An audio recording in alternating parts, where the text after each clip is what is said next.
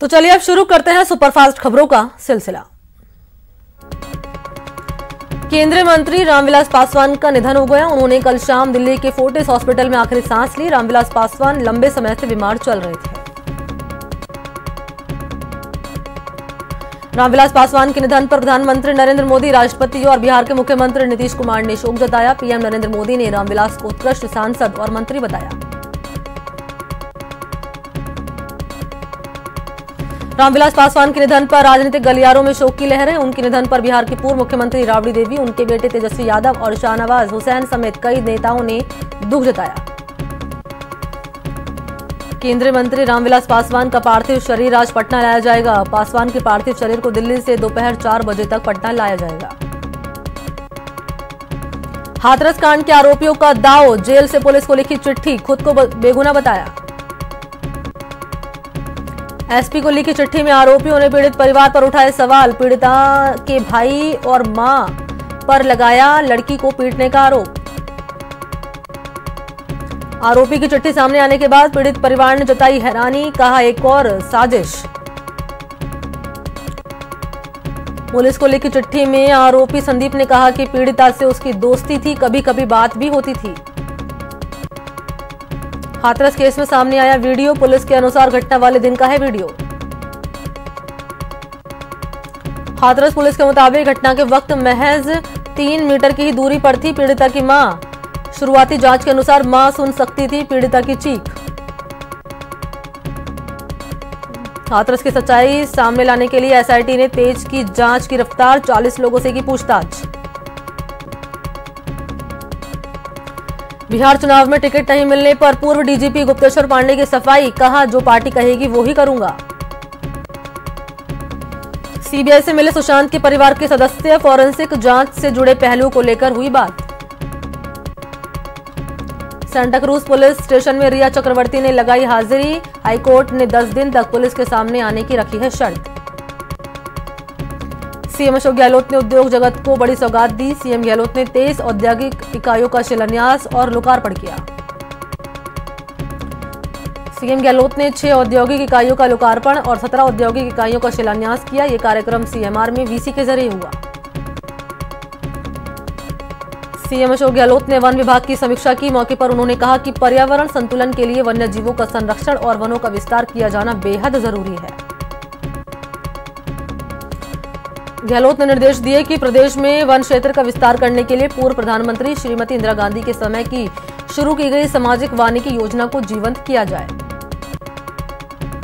उन्होंने कहा कि वृक्षारोपण के अभियान को ज्यादा से ज्यादा जन सहभागिता से सफल बनाया जा सकता है। उन्होंने 3 महीने में नई वन नीति तैयार करने के भी निर्देश दिए। केंद्र सरकार के कृषि बिल के खिलाफ कांग्रेस बड़े अभियान की तैयारी में जुट गई है। 10 अक्टूबर को जयपुर में कांग्रेस का राज्य स्तरीय किसान सम्मेलन बुलाया गया है। ये सम्मेलन बिरला सभागार में आयोजित होगा। इसमें सीएम गहलोत, प्रदेश अध्यक्ष गोविंद सिंह डोटासरा समेत पार्टी के प्रमुख नेता और प्रदेश के किसान संगठनों के प्रतिनिधि शामिल होंगे। हालांकि कोरोना की वजह से सीमित संख्या में किसानों और कार्यकर्ताओं को बुलाया गया है। दिवाली से पहले प्रदेश के खिलाड़ियों को सरकारी नौकरी का तोहफा मिल सकता है। खेल परिषद खिलाड़ियों को आउटर्न नौकरी की कवायद में जुटा हुआ है। परिषद ने ए और बी कैटेगरी में 30 खिलाड़ियों के नाम तय कर लिए हैं। खेल मंत्री से मिली मंजूरी के बाद मुख्य सचिव को ये नाम भेज दिए गए हैं। अब राज्य सरकार की ओर से मुख्य सचिव इस पर अंतिम मोहर लगा सकेंगे। इसको लेकर बैठक भी हुई, जिसमें खेल मंत्री अशोक चांदना समेत दिग्गज मौजूद रहे। सहकारिता मंत्री उदयलाल आंजना ने कहा कि तिलम संघ को राजफेड में विलय करने की प्रक्रिया शुरू की जाएगी। तिलम संघ वर्तमान में लगभग 167 करोड़ रुपए के घाटे में है। लगभग 151 करोड़ रुपए की देनदारियां हैं। उन्होंने कहा कि सहकारिता के ढांचे को मजबूत करने की दिशा में ये कदम उठाया जा रहा है। साल 1991 से पहले तिलम संघ राजफेड का ही अंग था, लेकिन विश्व बैंक की शर्तों के आधार पर 1991 में राजफेड से अलग होकर तिलम संघ की स्थापना की गई थी। गहलोत सरकार ने आदिवासी विद्यार्थियों को प्रतियोगी परीक्षाओं की तैयारी के लिए 2 ट्राइबल यूथ हॉस्टल और करियर सेंटर बनाने का फैसला किया। राज्य सरकार ने जयपुर और उदयपुर में 13-13 करोड़ की लागत से ट्राइबल यूथ और हॉस्टल और करियर सेंटर बनाने के लिए राशि को स्वीकृत किया। सांगानेर में 1606 वर्ग मीटर भूमि आवंटित की गई। जनजातीय क्षेत्रीय विकास विभाग के अतिरिक्त मुख्य सचिव राजेश्वर सिंह ने इस बात की जानकारी दी।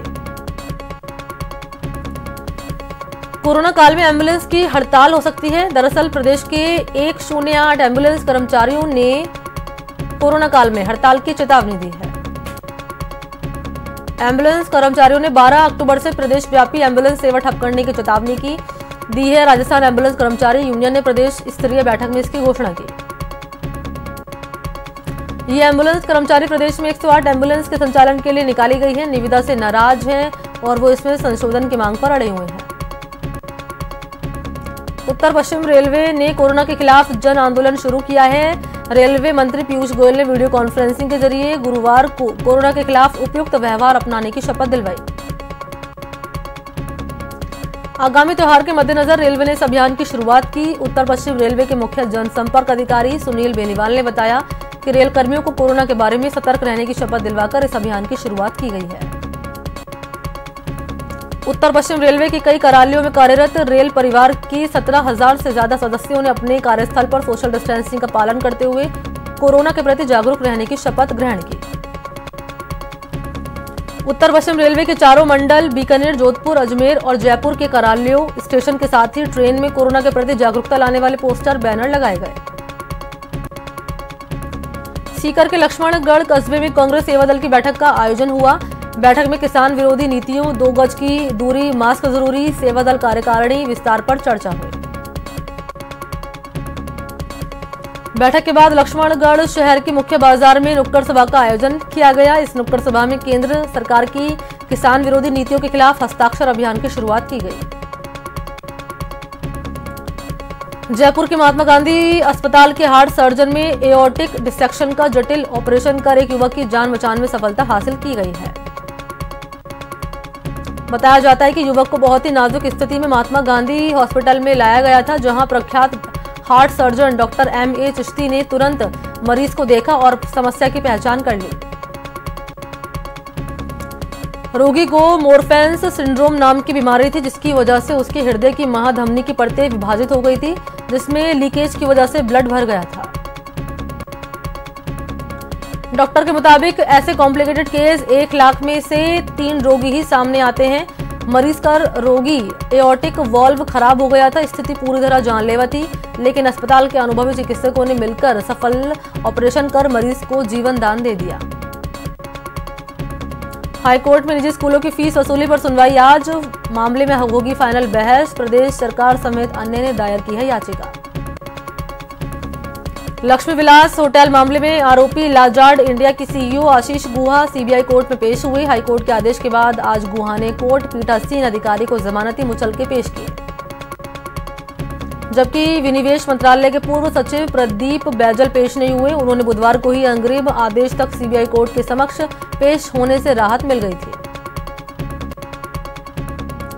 पूर्व केंद्रीय मंत्री अरुण शौरी को हाईकोर्ट ने 15 अक्टूबर तक सीबीआई कोर्ट के समक्ष पेश होने की छूट दी। इस मामले में अगली सुनवाई 15 अक्टूबर को रखी गई है। श्रीगंगानगर जिला कलेक्टर महावीर प्रसाद वर्मा की अध्यक्षता में जिला जन अभियोजन और सतर्कता समिति की बैठक में जिला कलेक्ट्रेट के वीसी हॉल में वीडियो कॉन्फ्रेंसिंग के जरिए हुई। यहां रुकते हैं ब्रेक के लिए, जल्द हाजिर होते हैं। तो चलिए ब्रेक के बाद खबरों के सिलसिले को आगे बढ़ाते हैं। प्रदेश में कोरोना के मरीजों की संख्या 68 लाख के पार पहुंच गई है, लेकिन एक्टिव केस 9,02,000 है।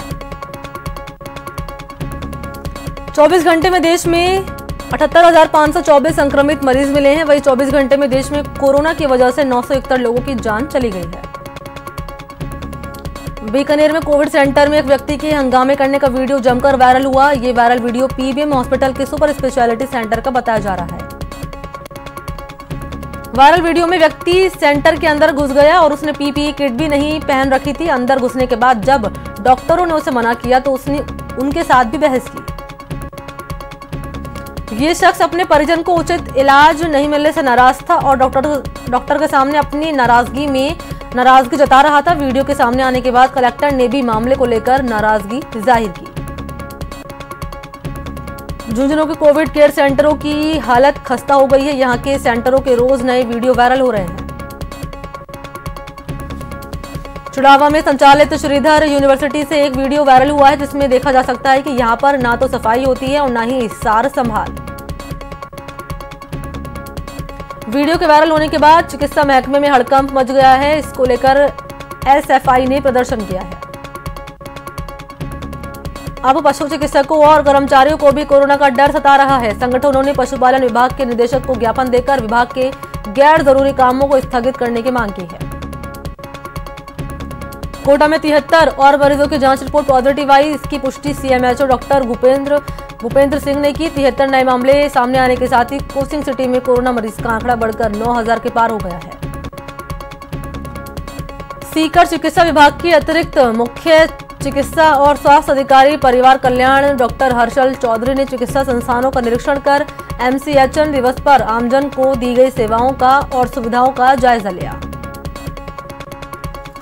उन्होंने उप स्वास्थ्य केंद्र डूकिया पर आयोजित मातृ और शिशु स्वास्थ्य पोषण दिवस का निरीक्षण किया। इसके बाद उन्होंने प्राथमिक स्वास्थ्य केंद्र गोवटी का निरीक्षण किया। इस दौरान काम में लापरवाह पाए गए कर्मचारियों के खिलाफ कार्रवाई करने की बात कही।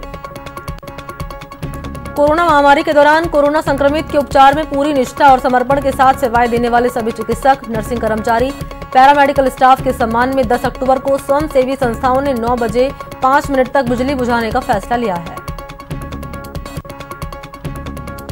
सुजानगढ़ में पुलिस और प्रशासन के अधिकारियों ने कोरोना को लेकर जागरूकता रैली गांधी चौक से निकाली और रैली को उपखंड अधिकारी धर्मराज गुर्जर, एएसपी सीताराम माहेश ने रवाना किया। कोटा में एक महिला बैंककर्मी से सरे बाजार 1 लाख रुपए की लूट की वारदात के बारे में 5वें दिन भी बदमाशों का सुराग हाथ नहीं लगा।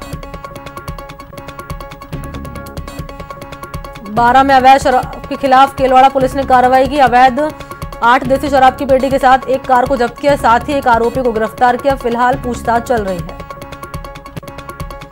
12 जिले के अंता में पुलिस ने नेशनल हाईवे 27 पर मोलखी पुलिया के नीचे पेट्रोल पंप लूटने की योजना बनाते हुए 7 आरोपियों को गिरफ्तार किया। साथ ही उनके कब्जे से लूट के 22 कीमती मोबाइल और 4 बाइक बरामद की। 12 से सल्फोस का सेवन कर किसान ने सुसाइड किया। मृतक परमानंद आमापुरा गांव का निवासी था। शराब के नशे में किसान ने सल्फोस का सेवन कर लिया। चित्तौड़गढ़ की डीएसटी टीम सदर और कोतवाली पुलिस की संयुक्त कार्रवाई करते हुए जुआ सट्टा खेलते 10 आरोपियों को गिरफ्तार कर उनके कब्जे से राशि भी बरामद की। भरतपुर की कैतवाड़ा थाना पुलिस ने मारपीट और हत्या की कोशिश के मामले में फरार चल रहे 4 आरोपियों को गिरफ्तार करने में सफलता हासिल की। कोटा शहर में बीती रात गुमटी में भीषण आग लग गई। सूचना पर नगर निगम का फायर ब्रिगेड मौके पर पहुंचा और आग पर काबू पाया। ये आग नयापुरा अग्रसेन चौराहे के पास फुटपाथ पर लगी थी। पहले राहगीरों ने मिट्टी फेंककर आग बुझाने की कोशिश की और उसके बाद फायर ब्रिगेड को सूचना दी गई। फायरमैन टीम ने तत्काल आग पर काबू पा लिया। आग में गुमटी में रखा सारा सामान जलकर राख हो गया। चूरू में किशोरी के उत्पीड़न का मामला पुलिस के लिए गुत्थी बना हुआ है, जहां तारा नगर तहसील के गांव नेठवा में पुलिस को असम की 16 साल की लड़की लवारिस हालत में मिली थी। इसकी जांच कराने पर वो 11 हफ्ते 6 दिन की गर्भवती पाई गई है। राजकीय भर्ती अस्पताल में करवाए गए मेडिकल के बाद पुलिस के होश उड़ गए। पुलिस इस मामले में लड़की की खरीद फरोख्त और उसके साथ हैवानियत का भी अंदेशा जता रहे हैं। तारानगर पुलिस पूरे मामले को लेकर असम पुलिस के संपर्क में है। पुलिस ने इन 2 दिनों में दुभाषी के जरिए मामला जानने की कोशिश की। जयपुर की झोटवाड़ा थाना पुलिस ने आईपीएल क्रिकेट मैच पर सट्टा लगाते हुए 3 आरोपियों को गिरफ्तार किया। फिलहाल पुलिस आरोपियों से पूछताछ कर इस नेटवर्क के बारे में जानकारी ले रही है। पुलिस ने मौके से क्रिकेट मैच पर लगे लाखों रुपए के हिसाब किताब, ऑनलाइन क्रिकेट सट्टे के स्पीकर, लाइन, अटैची, लैपटॉप, कैलकुलेटर, एलईडी टीवी, कई कंपनियों के 10 मोबाइल बरामद किए। कोटा की उद्योगनगर थाना पुलिस ने बड़ी कार्रवाई को अंजाम दिया। पुलिस अवैध पिस्टल के साथ एक बदमाश को गिरफ्तार कर लिया। पुलिस आरोपी से अवैध पिस्टल की खरीद फरोख्त को लेकर पूछताछ कर रही है। 12 में मुंडियर टोल प्लाजा के पास सड़क हादसे में मादा भालू की मौत हो गई। सुबह मॉर्निंग वॉक पर निकले युवाओं ने भालू को सड़क पर देखकर वन विभाग को सूचना दी। झालावाड़ के उन्हेल थाना क्षेत्र में सेंकला गांव में कुएं में डूबने से 10 साल की बच्ची की मौत हो गई। मामले की जानकारी मिलने पर बच्ची के परिजन और ग्रामीण मौके पर पहुंचे और काफी देर की मशक्कत के बाद बच्ची के शव को बाहर निकाला। कोटा में राज्य में हो रही रेप की घटनाओं से चिंतित होकर वॉइस ऑफ इंडिया फाउंडेशन ने सीएम के नाम कलेक्टर को ज्ञापन दिया। सुजानगढ़ के सरकारी हॉस्पिटल के आसपास संचालित निजी जांच लैब्स की जांच में गड़बड़ियां पाए जाने की बात को लेकर लोगों ने उपखंड अधिकारी को ज्ञापन दिया। तारानगर पुलिस थाने के आगे अनुसूचित जाति जनजाति कार्य समिति और सर्व समाज की ओर से मुकेश रैगर की हत्या को लेकर चल रहे धरना पुलिस से बातचीत के बाद खत्म हो गया। पंचायत चुनाव का आखिरी चरण का मतदान 10 अक्टूबर को होना है। इसके लिए दौसा में पुलिसकर्मियों ने पैदल मार्च कर मतदाताओं को भयमुक्त होकर मतदान करने का संदेश दिया। तारानगर के मुंसिफ कोर्ट में नालसा शिविर महारी योजना महारो अधिकार का शुभारंभ हुआ। इस योजना से आमजन को सरकारी योजनाओं का लाभ मिलेगा। तो रबी फसल की बुआई का सीजन 1 अक्टूबर से शुरू हो चुका है, लेकिन बढ़े हुए तापमान की वजह से बुआई ने अभी तक जोर नहीं पकड़ा।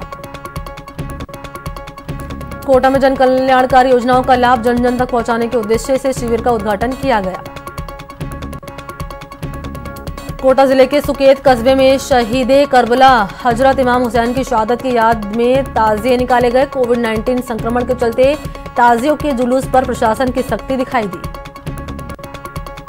कोटा के MCHN दिवस के तहत कोटा जिले में 2370 बच्चे और 590 गर्भवती महिलाओं को टीके लगाए गए। इस दौरान बच्चों को कृमिनाशक एल्बेंडाजोल की गोली भी खिलाई गई।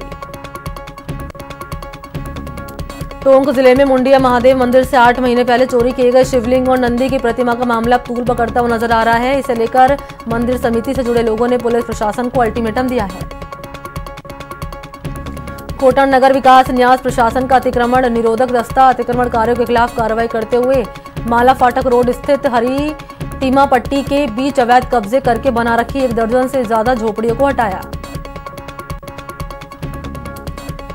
तो वहीं एक बुजुर्ग को सोशल मीडिया ने खुशियां लौटाई हैं। लॉकडाउन के चलते अपना कारोबार खो चुके एक 80 साल के बुजुर्ग ढाबा मालिक की जिंदगी फिर से कैसे पटरी पर लौटी, देखिए इस रिपोर्ट में। सोशल मीडिया की ताकत एक बार फिर से दिखी। मुहिम शुरू हुई और कुछ घंटों के अंदर ही बाबा के ढाबा पर लोगों की भीड़ लगने लगी और फिर ढाबे में ग्राहक ना आने के कारण कभी बेजार होकर रोने वाले 80 साल के बुजुर्ग ढाबा मालिक की आंखों में खुशियां तैरने लगी। बिक्री बिल्कुल नहीं होता था, हम क्या कि पूरी मार्केट सुन रहा है। तो कब से बिक्री हो रही है? आज बिक्री हो रही है। जी हाँ, दिल्ली के मालवीय नगर में रहने वाले ये हैं कांता प्रसाद, जो इलाके में छोटा सा ढाबा चलाते हैं। कोरोना ने कारोबार चौपट किया, ग्राहकी जाती रही। 80 साल के बुजुर्ग दंपति के लिए भूखमरी के हालात पैदा हो गए, लेकिन तभी एक युवक ने बाबा को आंसू बहाते देखा और उनके दर्द को सोशल मीडिया पर साझा किया। फिर क्या आम और क्या खास, सभी मदद को आगे आए। लेकिन अगर आपको इनकी असल मदद करनी है तो इनके हाथ का आके खाना खाइए, चाय पीजिए, पराठे खाइए, मटर पनीर खाइए, जरूर खाना और आना जरूर, आपको खुशी मिलेगी इनको मेहनत करते देख। कल तक जिस ढाबे पर ग्राहकों का टोटा था, वहां अब भीड़ लगने लगी। खासकर बाबा के ढाबा में पराठे के साथ मटर पनीर खाने आने वालों की अब भीड़ लगने लगी है। तो इसी के साथ इस बुलेटिन में इतना ही। नमस्कार।